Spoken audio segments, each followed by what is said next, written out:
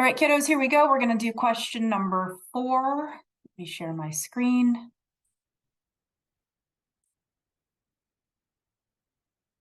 All right, question number 4 says this is a cone. Select all figures that can be formed by a vertical slice perpendicular to the base of the cone. So a vertical slice on a cone would be a slice that goes directly up and down from the tip of the cone to the base or even through the base of the cone. Okay, the cross section of this, if I were to cut that and open it up, you could kind of take a look at this and figure out what shape you're going to see. You can see that this shape right here would form some sort of, hopefully you see it, triangle.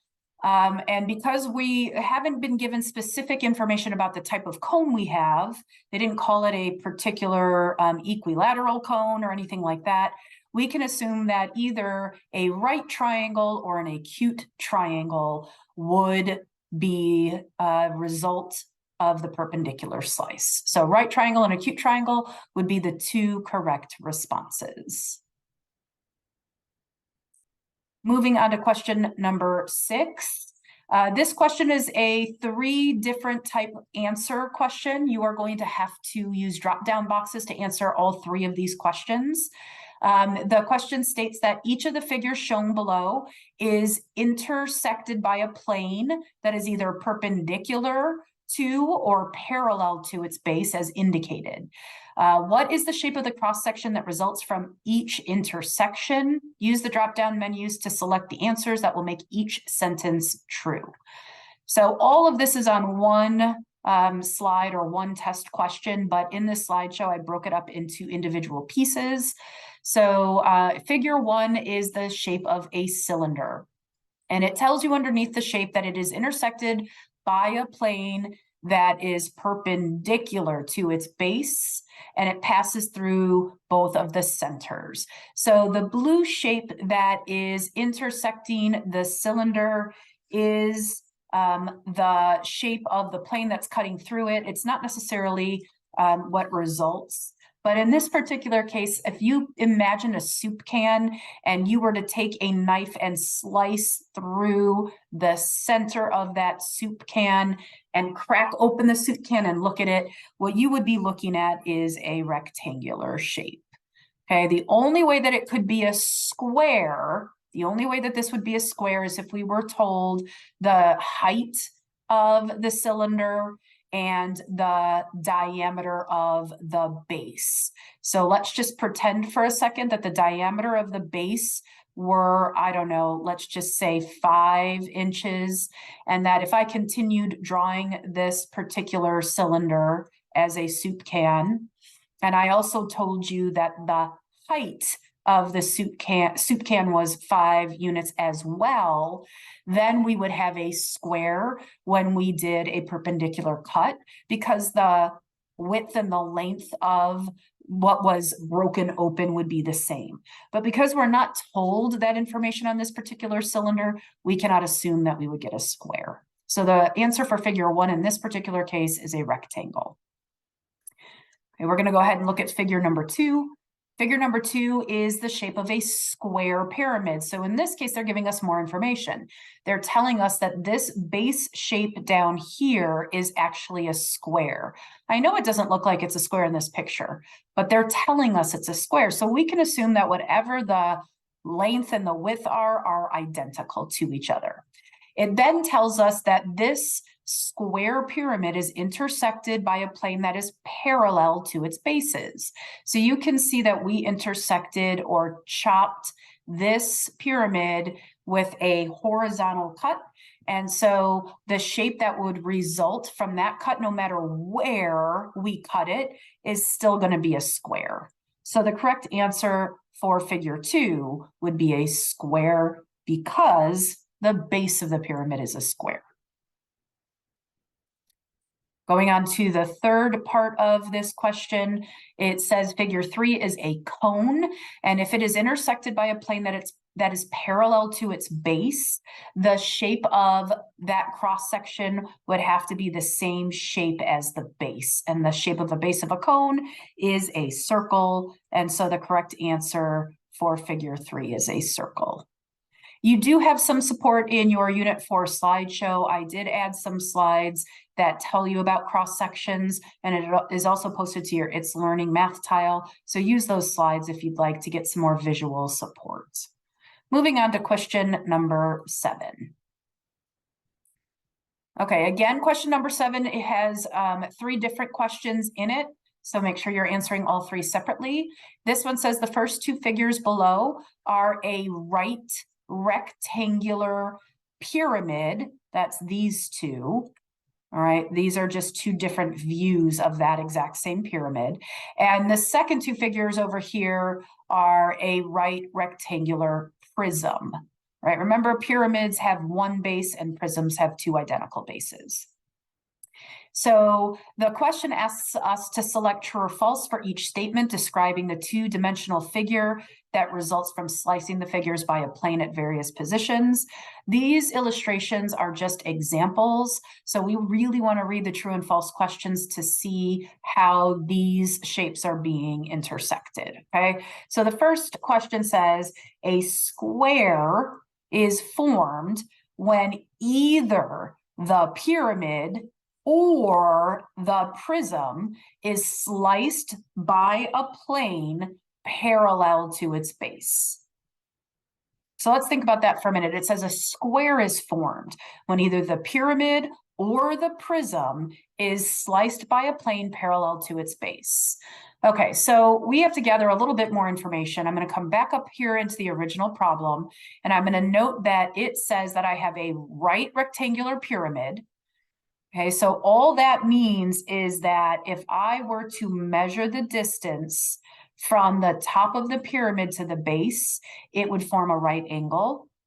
All right, that's all that that's saying. It is not saying that the base of the pyramid is a square. It's just telling you that it's a rectangle. Okay, so if I were to intersect this pyramid by a plane that is parallel to its base, that would be this shape here. Okay, this is the intersection. This picture on the far left shows you the intersection of a right rectangular pyramid and a plane parallel to its base.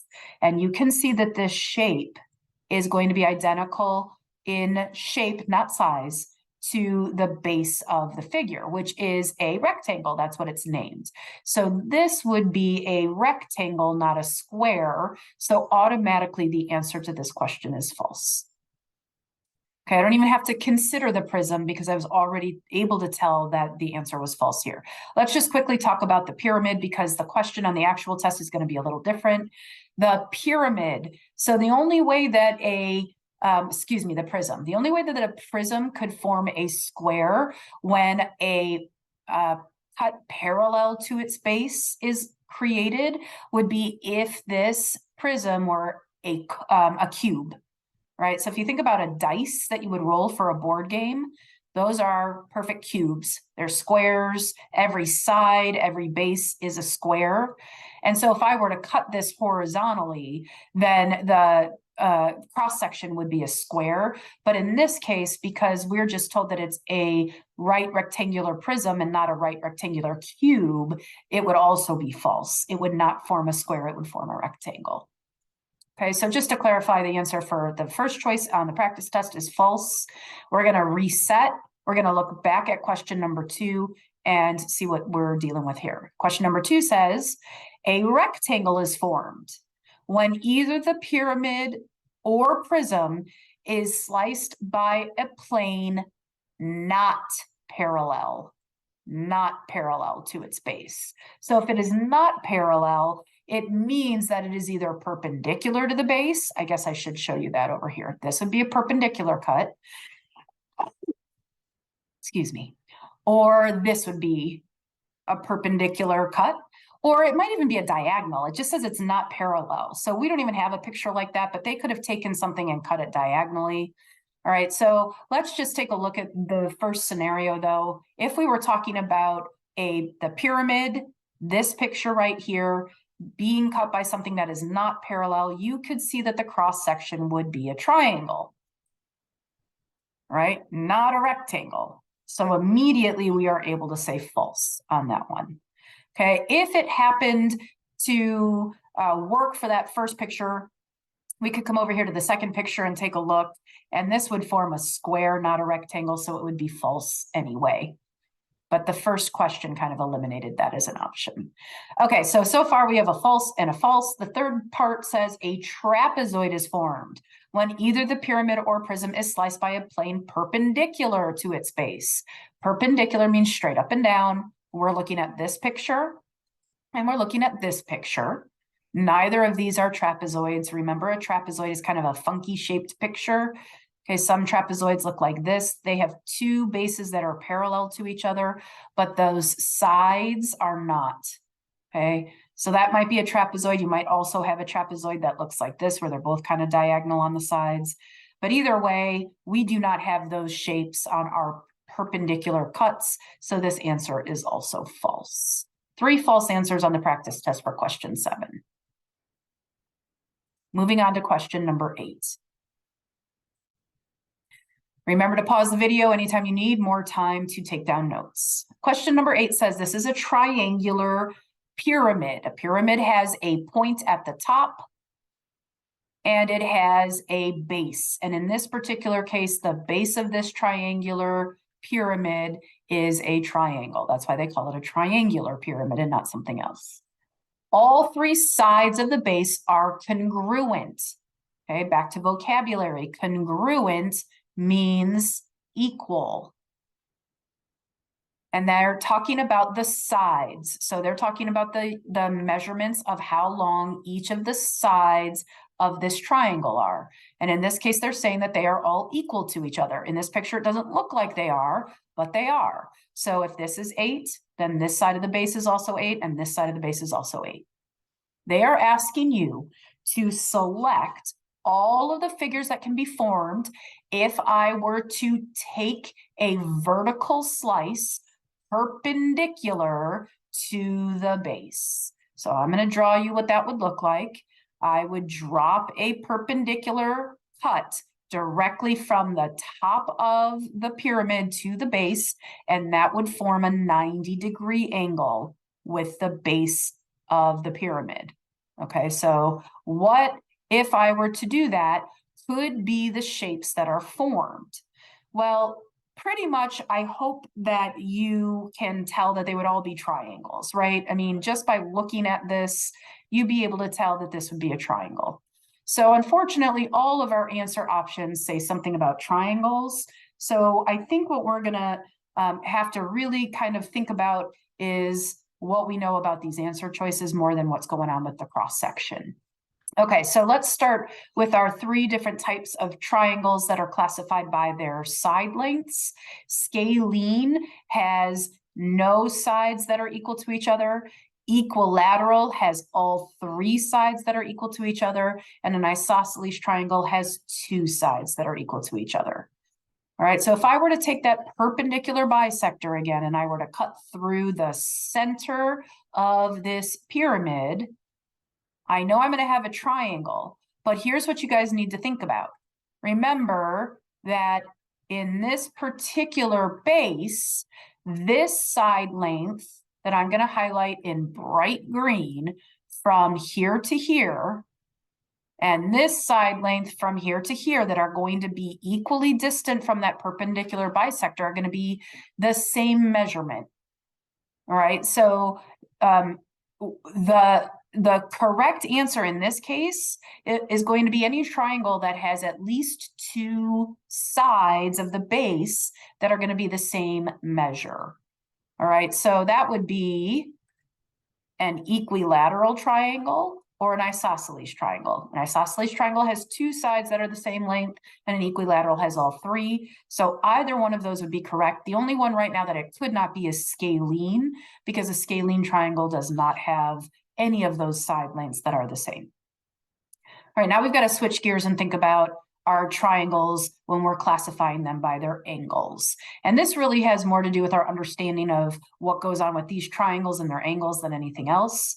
Let's just remember that an acute triangle has all three angles that are less than 90 degrees. All three of those angles have to be acute. In an obtuse triangle, one of the angles has to be greater than 90 degrees. And in a right triangle, one of the angles has to be exactly 90 degrees.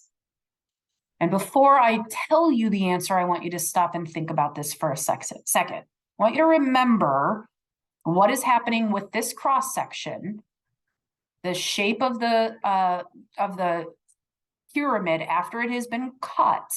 And I want you to think about what we know. We know we've got a 90-degree angle, right, at the base where that cross section, or where that bisector, the what do you call it? Vertical slice is cutting through the shape. All right, so it's forming a 90-degree angle. All right, so this triangle right here, if you look at all of these angles, let me see if I can clean this up a little bit. Let me clear my drawings. Let's just remember it's equilateral and isosceles. So if I take this bisector and I intersect it here, all right, this triangle that's formed, I'm going to try and color it in for you. This triangle kind of that is formed. Well, let's talk about the types of angles that you see. This angle from here to here, looks like that. This angle from here to here, we know is a perpendicular. We know it's a 90-degree angle. And this angle here, well, we can see that these two angles are acute, right? And we know that this angle is probably a right angle. But again, just because it was cut by a perpendicular bisector doesn't mean that the angle itself is 90 degrees.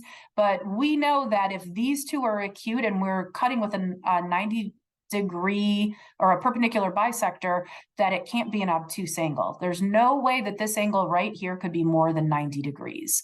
So the correct answers in this particular case are equilateral triangle and isosceles, because they have at least two sides that are going to be equal in measure. And then we could also have an acute triangle from that cross section, or we could have a right triangle, but there's no way we could have an obtuse triangle. All right, these are very difficult for some people to visualize, so make sure you're using those slides as well on the actual test to help guide you. Moving on to question number 9. All right, question number 9, we are now moving into circles. It says the diameter of the circle is shown below. Which measurement is closest to the circumference of the circle? All right, so what we need to do is, first of all, recall the formula for the circumference of a circle.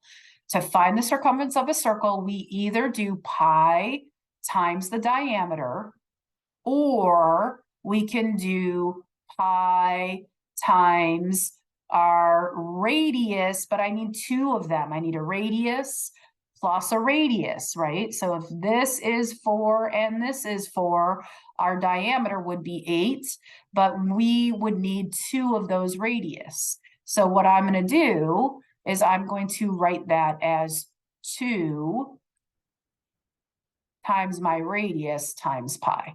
Okay, you could use either one of these formulas depending on whether you're given a diameter or a radius. In this case, because they give us a diameter, which is the distance from one side of the circle through the center point to the other side of the circle, we're going to use the diameter formula. Okay, notice our answers. They look like they have been multiplied by pi because we have decimal answers. Notice none of our answers say 12 pi. So they did not leave their answer in terms of pi. So for us to get our answer, we are going to not only use this formula of pi times diameter, but we are also going to remember that for pi, we're going to use 3.14, okay? So at this point, I'm going to do 3.14, and I'm going to multiply it by my diameter, and my diameter is 8.24. So ladies and gents, you could certainly, if you wanted to right now, on the side of your paper, pull that off to the side and do 3.14 times 8.24. If you really love doing long multiplication, I don't. So I'm going to grab my calculator and I'm going to do 3.14 times 8.24. And I get circumference equals 25.8736. All right, I don't see that answer, but thank God it says which measurement is closest. So we're getting an approximated answer. The answer that's closest to 25.8736 would be 25.87. And that is the correct that is the correct circumference of this circle. We're going to do one more, and then I'm going to pause the video. Last question 10 says, look at the circle below. What is the area of the circle? If the diameter is 8 meters, use 3.14 for pi. In this question, they're telling you that they want you to use 3.14 for pi, so that's what we'll use. Here is what you're going to do. Step 1 is to remember the formula or look it up. The formula for finding the area of a circle is pi times your radius, which is also written as pi r squared. Okay, so I need a radius. Nowhere in either one of these formulas do I see the letter D for diameter. Unfortunately, I am given a diameter measurement in the circle. So what I need to do is I need to figure out how long my diameter could be cut in order to create a radius. Remember that a radius is half as long as your diameter. So 8 divided by 2, if I cut it in half, is 4. So my radius from the center of the circle to the edge is going to be 4 meters. All right, so my radius is 4. I also am told to use 3.14 for pi. So I'm going to use those two pieces of information to help me solve this question. So my area is going to say 3.14, which is pi, times my radius, which is 4, times my radius again, which is 4. And I'm going to plug that into Desmos or into my calculator, and I'm going to get my answer. So 3.14 times 4 times 4 gives me 50.24. Okay, and my correct answer, luckily, is right here, 50.24. Go ahead and move on to the next set of videos.